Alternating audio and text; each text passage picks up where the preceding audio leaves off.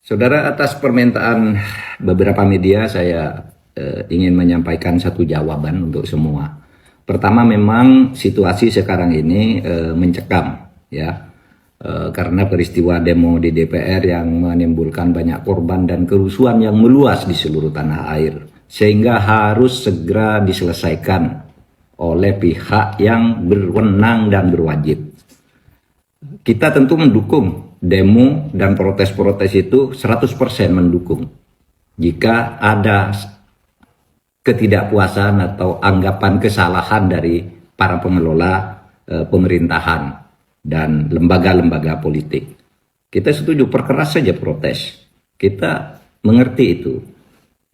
Tetapi yang terjadi sekarang mungkin sudah terlalu jauh. Satu, sudah menewaskan saudara Afan yang di DPR itu. Jangan lupa, di Makassar juga diberitakan hari ini 3 orang tewas ketika gedung DPRD itu diserbu oleh massa dan dibakar. Nah, di Bandung polisi itu dikejar-kejar habis oleh massa, sampai lari berhamburan, ditangkap, ditendang gitu. Itu sudah tidak sehat. Tetapi juga di gerbang Pemuda Sentral di Jakarta ada video beredar sekelompok brimob menangkap seseorang yang sedang demo, lalu dibawa ke flyover, dia sendirian dikeroyok, ditendang dan dipukul rame-rame. Banyak juga polisi yang berbaring di rumah sakit dalam keadaan luka parah. Bahkan ada polisi yang diculik dari Brimob Metro yang wajahnya luka luar biasa, bahkan badannya juga dipaku.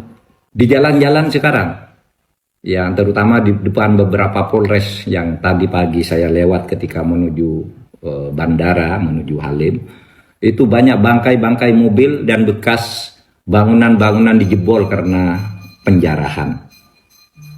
Oleh sebab itu, saudara, mari kita sadari bahwa ini tidak bagus, harus kita selesaikan.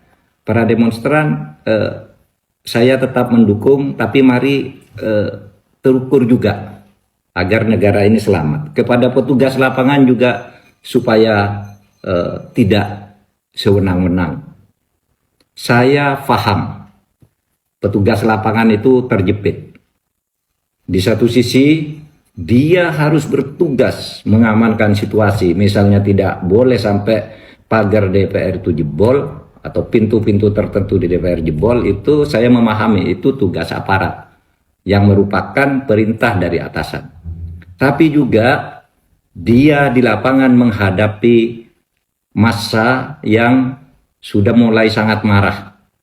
Nah, oleh sebab itu ini yang harus bertanggung jawab adalah atasan dalam memberi komando itu supaya cermat dari waktu ke waktu gitu. Jangan sampai terjadi korban di kalangan aparat dan rakyat. Yang saya lihat sekarang ini terjadi bentrokan antara rakyat melawan aparat. Padahal aparat itu hanya menerima tugas, tidak ikut mengambil keputusan politik. Jadi korban. Polisi jadi korban. Rakyat jadi korban. Oleh sebab itu ini harus diselesaikan. Masalah utamanya apa? Ya. Masalah utama yang kita lihat itu adalah akumulasi kekecewaan memang. Ya, apa akumulasi kekecewaan itu? Kebijakan-kebijakan pemerintah yang banyak sekali menimbulkan protes di berbagai bidang. Ya, dan hampir setiap saat protes-protes itu muncul, tetapi penyelesaiannya tidak jelas, hanya seperti ngasih permen lalu timbul lagi kebijakan-kebijakan yang menjadi persoalan baru bagi masyarakat. Kemudian banyak politisi yang arogan, tidak punya empati terhadap kehidupan masyarakat, sehingga menimbulkan reaksi yang kemudian memanas. Lalu saya melihat juga tak menentunya proses penegakan hukum.